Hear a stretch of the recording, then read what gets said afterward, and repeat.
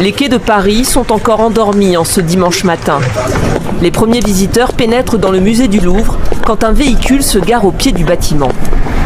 Il est 9h30 lorsque ce camion nacelle arrive sous les fenêtres du musée du Louvre sur le quai François Mitterrand, donc vraiment à la vue de tous à ce moment-là. La nacelle s'élève le long du quai.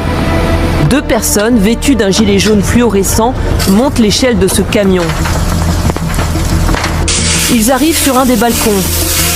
Avec une disqueuse, ils cassent une vitre et réussissent à pénétrer par une porte-fenêtre. Il est 9h34, le cambriolage débute. Les malfaiteurs se dirigent vers la galerie d'Apollon, au premier étage du musée. Un lieu emblématique, connu pour abriter les bijoux les plus précieux du Louvre.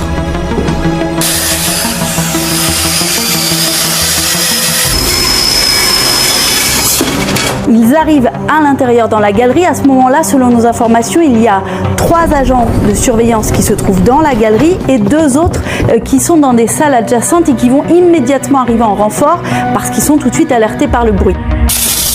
Les malfaiteurs ont-ils fait peur aux agents de surveillance avec leurs disqueuses? En tout cas, les gardiens vont s'en tenir à la procédure.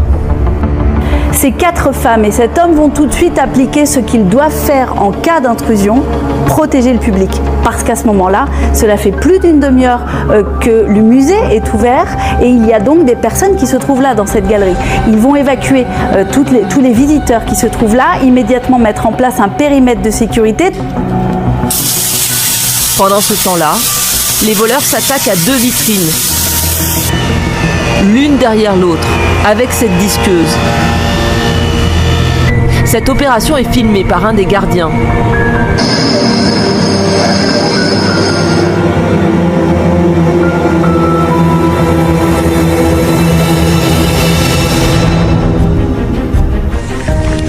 Il s'empare des 9 bijoux qui se trouvent à l'intérieur, comme la couronne de l'impératrice Eugénie. Ils repartent immédiatement par la porte-fenêtre. Fin de l'opération, qui aura duré 3 minutes et 58 secondes. Et là, il y a 2 complices qui les attendent sur des scooters.